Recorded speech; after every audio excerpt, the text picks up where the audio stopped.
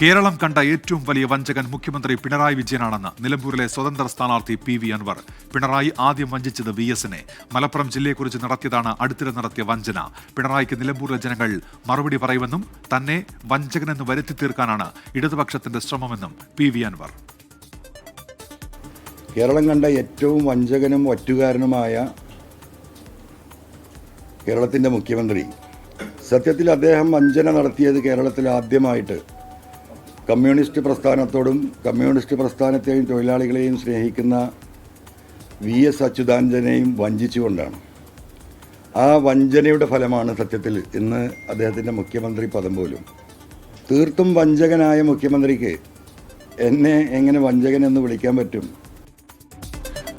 മുഖ്യമന്ത്രിയെ ഒറ്റതിരിഞ്ഞാക്രമിക്കാനാണ് ശ്രമമെന്നും അതിന് കീഴടങ്ങില്ലെന്നും LDF കൺവീനർ TP രാമകൃഷ്ണൻ പറഞ്ഞു. PV അൻവറുമായി സംവാദത്തിന്റെ പ്രശ്നം ഉദിക്കുന്നില്ലെന്നും LDF കൺവീനർ. ജനക്ഷേമ നടപടികളിലും വികസന പ്രവർത്തനങ്ങളിലും കേരളം ഈ രാജ്യത്തിന് തന്നെ മാതൃകയാണ്. അത്തരമൊരു നിലപാട് സ്വീകരിച്ച് മുമ്പോട്ട് പോകുന്ന മുഖ്യമന്ത്രിയെ ഒറ്റതിരിഞ്ഞാക്രമിച്ച് ഇടതുപക്ഷ ജനാധിപത്യ മുന്നണി ഗവൺമെന്റിനെ തകർക്കാൻ പല സന്ദർഭങ്ങളിലും ശ്രമം നടന്നിട്ടുണ്ട്. അതിലൊന്നും കീഴടങ്ങുന്നില്ലെന്ന് മാത്രമല്ല, അത്തരം ആരോപണങ്ങളെല്ലാം ജനങ്ങൾ വലിയ തോതിൽ തള്ളിക്കളഞ്ഞിട്ടുണ്ട്. മുഹമ്മദ് റിയാസ് ചെയ്ത തെറ്റെന്തെന്നാ മുഖ്യമന്ത്രിയുടെ മകളെ കല്യാണം കഴിച്ചെന്നുള്ളതാണ്. വേറെ എന്തെന്നാ മുഹമ്മദ് റിയാസ്?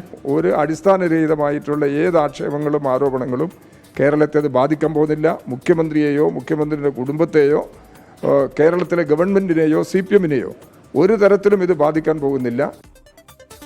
വിപിൻ C. വിജയനുണ്ട് നിലമ്പൂരിൽ നിന്ന് വിവരങ്ങളുമായി. വിപിൻ, ഇന്ന് വാർത്താ സമ്മേളനം നടത്തിയാണല്ലോ ഈ മുഖ്യമന്ത്രിക്കെതിരെ ആരോപണങ്ങൾ.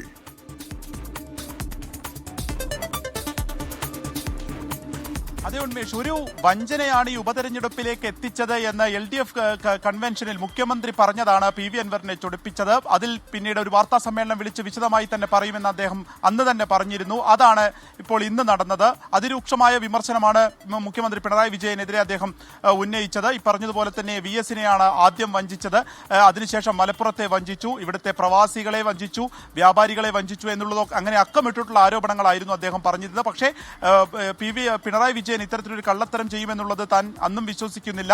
മുഹമ്മദ് റിയാസ് ആ വീട്ടിലേക്ക് കയറിയതിനു ശേഷമാണ് എല്ലാത്തിലും ഒരു മാറ്റം വന്നത് എന്നുള്ളത് പറയുന്നു. തനിക്ക് പണം ഉണ്ടായിട്ടും താൻ മത്സരിക്കാത്തതിനെ സംബന്ധിച്ചിട്ടൊക്കെ കുറെ കാര്യങ്ങൾ ഉണ്ടായിരുന്നു. കാരണം 52 കോടിയുടെ സ്വത്തുണ്ടായിട്ടും എന്തുകൊണ്ട് PV അൻവർ പണമില്ല എന്ന് പറഞ്ഞു എന്നുള്ളത് കഴിഞ്ഞ ദിവസങ്ങളിലേക്ക് വലിയ ചർച്ചയായിരുന്നു. അപ്പോൾ അതിന് പറഞ്ഞത് തനിക്ക് ഭൂമിയുണ്ട്, തനിക്ക് ഇത്തരത്തിലുള്ള വസ്തുക്കളുണ്ട്, പക്ഷേ അതൊന്നും വിൽക്കാൻ പോലും കഴിയാത്ത രീതിയിൽ മിച്ചഭൂമി കാര്യത്തിലൊക്കെ പെട്ട് സ്റ്റേയിലാണ്. അതുകൊണ്ട് തന്നെ തനിക്ക് അതിൻ്റെ ഒന്നും ഒരു ഉപകാരം ലഭിക്കുന്നില്ല എന്നുള്ളതാണ് അതുമായി ബന്ധപ്പെട്ടിട്ടുള്ള PV അൻവറിന്റെ ഒരു മറുപടി ഉള്ളത്.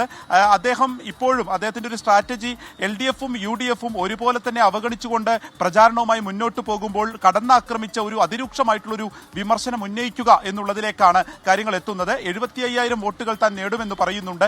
പക്ഷേ ഇപ്പോഴും PV അൻവറിന്റെ ഒരു ഇലക്ഷൻ സ്ട്രാറ്റജി അല്ലെങ്കിൽ അദ്ദേഹത്തിന്റെ ഒരു തിരഞ്ഞെടുപ്പ് പര്യടനം എങ്ങനെയായിരിക്കും തുടങ്ങിയ കാര്യങ്ങളൊക്കെ അവ്യക്തമായി തന്നെ തുടരുകയാണ്.